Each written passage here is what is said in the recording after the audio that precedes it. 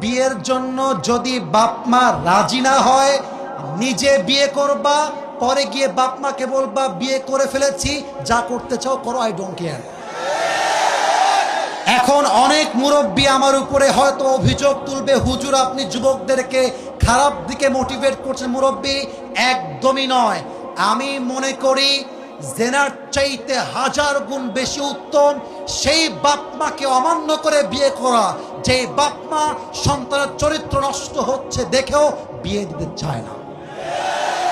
তুমি আমার বাপ, তুমি আমার মা, তুমি দেখতেছো দিন দিন আমি মেয়েদের নেশায় আসক্ত হচ্ছি, আমি পার্কে যাচ্ছি, আমি প্রেম করতেছি, মেসেঞ্জারে, হোয়াটসঅ্যাপে, হোয়াট এভার ইট ইজ, আমি নষ্ট হচ্ছি।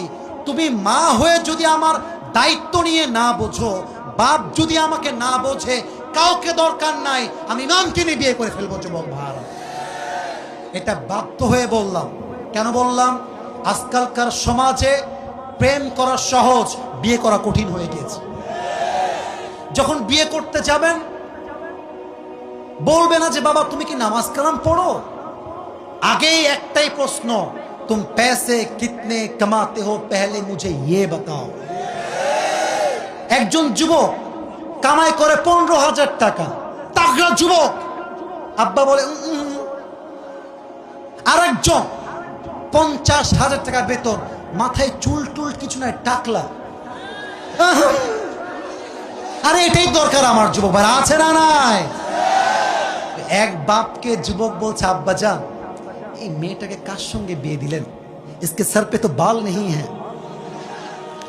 तो अब्बा बोलছে बेटा सर पे बाल नहीं है तो क्या हुआ, जेब में माल तो है ना।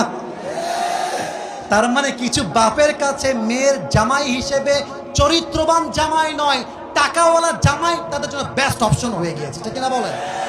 তো যুবকের জন্য প্রথম কথা, বাবা আগে বাবা মাকে বোঝাও। আমার মনে হয় যুবকদের জীবনের সবচাইতে বড় দুঃখের বিষয়, বিয়ে করতে চাই, বিয়ে করতে পারি না, বাপ মা খালি কয় নিজের পায়ে দাঁড়িয়ে বিয়ে করতে হবে। আর আজকালকার মেয়েদের কি হয়েছে আল্লাহই জানে, টাকা পাইলে বুইরা টাকলার সঙ্গেও মেয়েরা বিয়ের পিড়িতে বসে যায়। তবে আমি একটা কথা স্পষ্ট ডিক্লেয়ার দিয়ে বলতে চাই, টাকা দেখে বিয়ে করবেন, টাকা পাবেন, বাড়ি পাবেন, গাড়ি পাবেন, ওয়াল্লাহি আল্লাহর কসম করে বলছি মনের শান্তি আপনি কোথাও খুঁজে পাবেন না।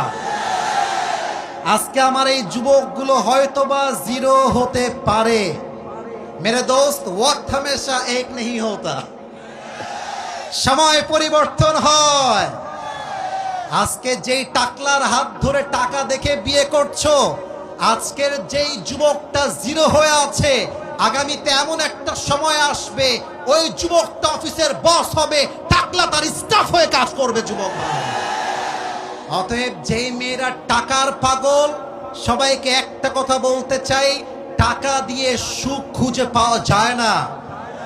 একজন যুবক যদি চরিত্রবান হয়, আদর্শবান হয়, তার সঙ্গে দুনিয়া জান্নাতের জীবন পাওয়া যায়।